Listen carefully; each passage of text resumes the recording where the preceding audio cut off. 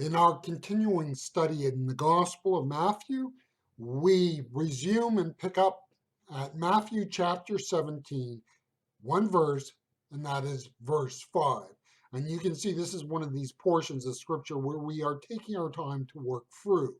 The transfiguration of Jesus is an extremely important event in the ministry of Jesus, but in the lives of the apostles and disciples in particular.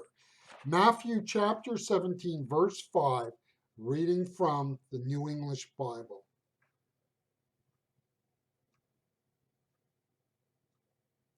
While he was still speaking, a bright cloud suddenly overshadowed them, and a voice called from the cloud, "This is my Son, my beloved, on whom my favor rests. Listen to him." When you are a child, you learn in time it is not always about what your parents said. It was often how it was said. If one of your parents was by nature laid back and soft spoken, then a raised voice was probably a warning to you to take heed to what was said. It would not be the words, it would be the tone. It may be in everyday speech, you are called by one name by your mother. But if your mother ever resorted to maybe what was your formal name, then you kind of, ears perking up, knew it was time to pay attention and give heed to what was said because you know the nature of things had changed. The use of that name automatically changed the nature of what was said. In the realm of language, there are languages that are considered tonal.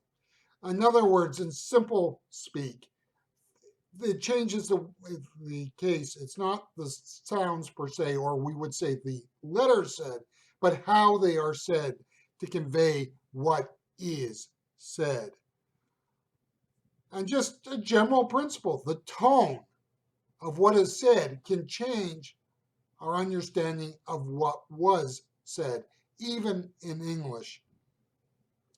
The scriptures are one-dimensional because they record what is said, but not necessarily how it was said or how it was heard.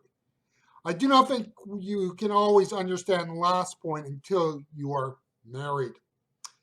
A source of conflict in marriage is not always what is said or how it is said, but how it is heard. Spouses will get into spats over what one thought, what they heard, even if the other did not necessarily mean what is intoned in how that person perceives what was heard. In our verse here in Matthew 17:5, it is very straightforward what was said. But I want to know how it was said, and I want to know how it was heard by these disciples. In other words, what did they hear? How did they understand it? We understand the words, but these other things, they're not recorded for us in the scriptures. The disciples heard two statements that day. One was an affirmation that this was God's Son, and God was more than well pleased with him. The voice that spoke was God, and the disciples heard it as God. But how does God speak? There are actors who, over the decades, have what is considered a godlike voice, a voice in English that is suitable for sounding like God. In other words, what is not considered a godly voice is maybe a voice that has kind of a nasally side to it and comes across as a little shrill. The voice we want would have a sonorous quality. God, I presume, spoke Hebrew on that mountain. Now, the qualities that work for diction in one language may not work for another. You see, I cannot tell you how, and I do not know if the disciples could tell how it was, but they knew it was God when God spoke. There was something about that voice that conveyed to them that this was God.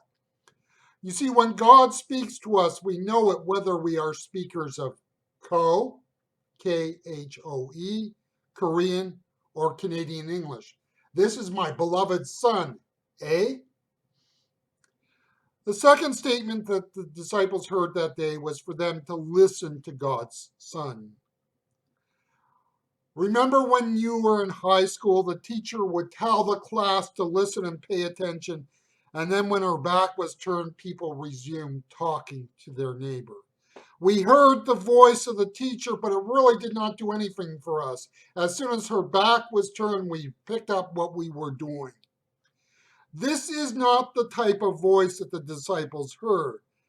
I think the voice that they heard in technical terms gave them the willies. You know, it was another step forward in the transformation of their understanding of who Jesus was. They were beginning to understand there was something unique and different about him. If you and I are to grow in grace and knowledge, our understanding of God must grow and develop. The Jesus we knew when we first entered the baptismal font should not be the Jesus we know 20 years later.